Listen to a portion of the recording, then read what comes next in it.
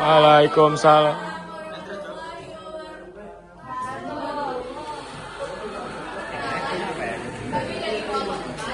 Jadi kami akan presentasi baru dari yang sudah kami diskusi sebelumnya, yaitu Bank Sentral, Sistem Pembayaran, dan Alat Pembayaran. Sebelumnya, izinkan kami untuk memperkenalkan diri terlebih dahulu. Perkenalan, nama saya Lina Lian. Saya akan tadi. Perkenalkan saya adalah Perkenalkan saya adalah Perkenalkan nama saya dari Kelatan. Perkenalkan saya Nakaya.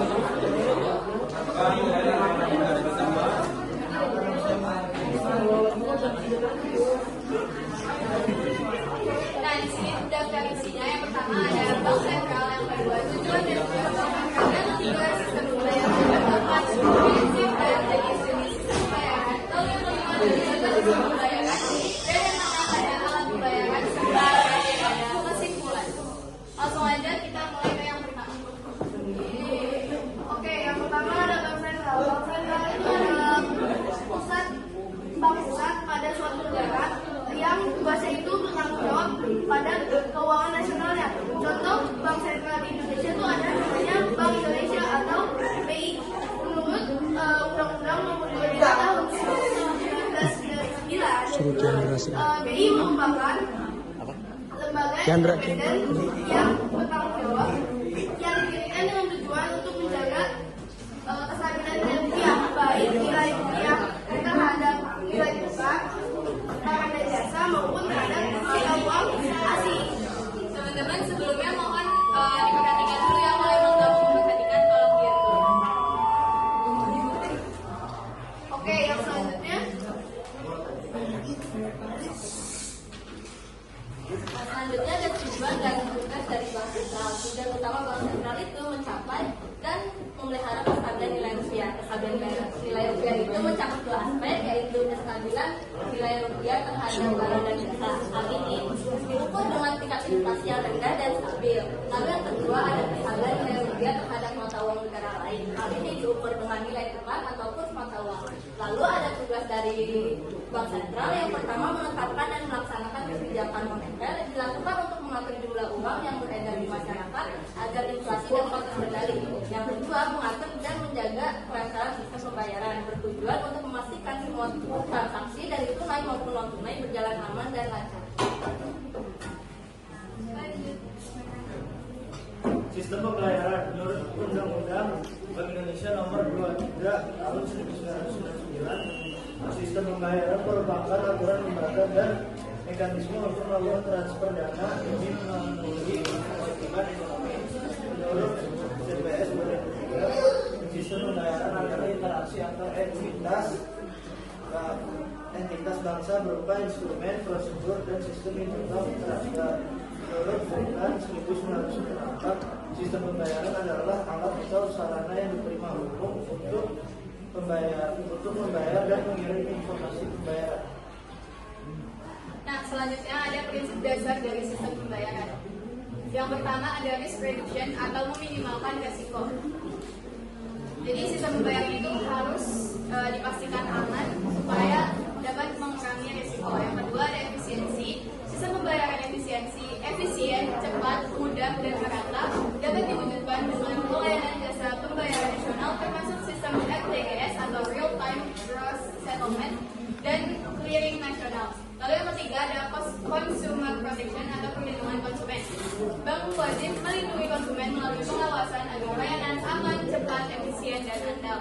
Lalu yang terakhir ada kesetaraan akses. Jadi semua pihak yang terlibat dalam sistem pembayaran diberi akses yang sama dan adil.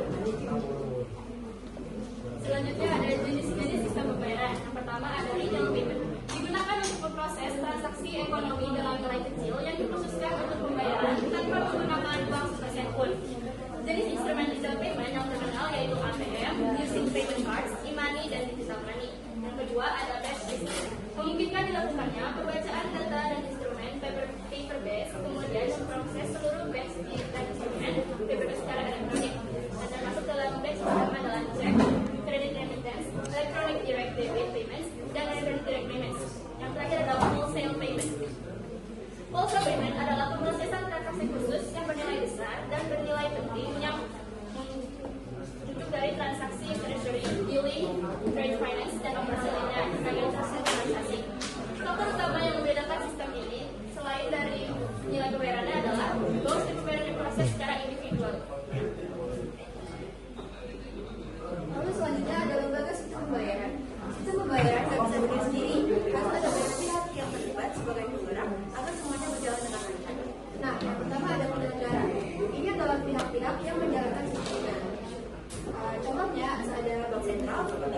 ada kalau ada bank seperti BCA, Mandiri, lalu ada lembaga clearing, penyedia jasa, jaringan komunikasi, dan penerbit kartu kredit.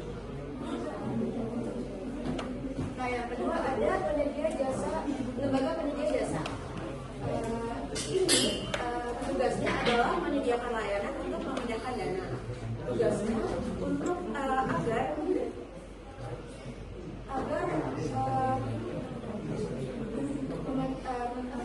memenuhi satu kewajiban yang timbul dari suatu kegiatan ekonomi. Oke, selanjutnya itu ada pembayaran. Alat pembayaran ini dibagi menjadi dua. Yang pertama alat pembayaran tunai, yang dimana kita pasti tahu alat pembayaran tunai seperti uang rupiah itu. Jadi selanjutnya ada alat pembayaran non tunai. Pembayaran tanpa menggunakan uang tunai, baca dengan free based payment. Nah, pertama ada paper based payment. Pertama ada cek. Cek itu merupakan surat perintah tidak bersyarat untuk membayar sejumlah dana yang tercantum dalam cek. Misalnya cek ini ada kertas terus ada nominal pembayarannya itu. Selanjutnya ada Billion Giro. Billion Giro ini surat perintah dari nasabah pada bank penyimpanan dana untuk memindah bukukan sejumlah dana rekening yang bersangkutan kepada rekening pemegang yang disebutkan. Oke, selanjutnya ada card based payment. Pertama ada kartu ATM atau debit. Kartu ATM ini menggunakan kartu untuk melakukan penarikan tunai, pemindahan data, melakukan pembayaran dan sebagainya. Kartu kredit, alat pembayaran yang memiliki prinsip buy now pay later, yang dimana pada saat bertransaksi kewajiban pemegang kartu ditalangi terlebih dahulu oleh penerbit kartu kredit.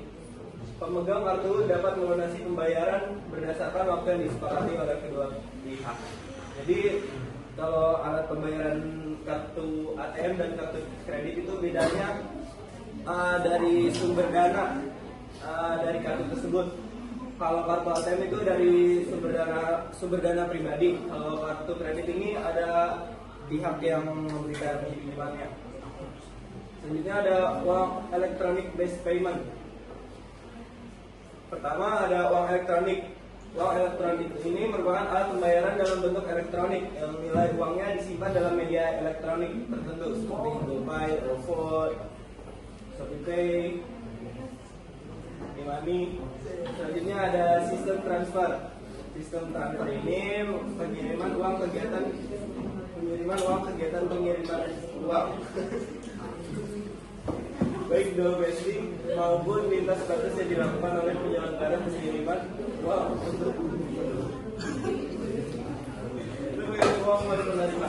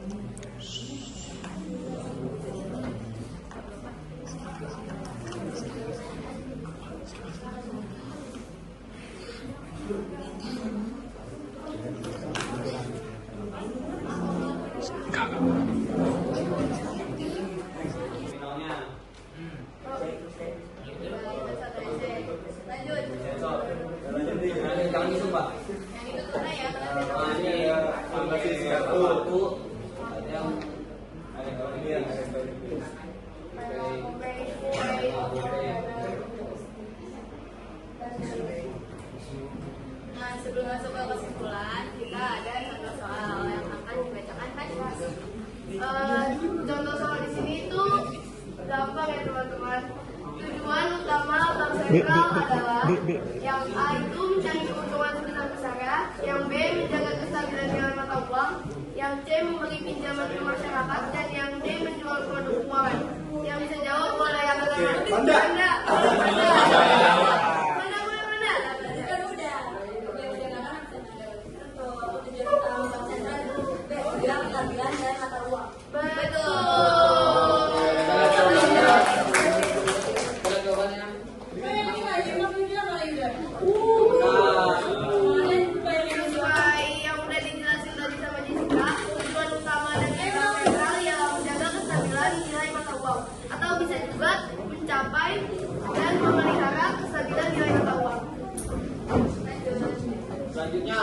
kesimpulan, Bank Sentral atau Indonesia adalah lembaga otoritas yang berperan penting dalam berpihak baik terhadap barang atau jasa maupun terhadap mata uang asing.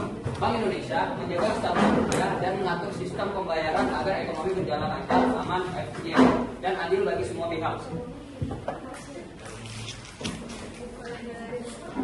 Kestabilan ekonomi sebuah negara sangat bergantung pada peran bank sentral dalam menjaga nilai uang dan mengatur sistem pembayaran. Kita jadi paham pentingnya menggunakan alat pembayaran dengan benar, baik tunai maupun non tunai, serta menjaga keamanan transaksi. Selain itu, prinsip dalam sistem pembayaran mengajarkan kita untuk menghargai keadilan, efisiensi, dan kepercayaan dalam kegiatan ekonomi sehari-hari. Sekian, terima kasih.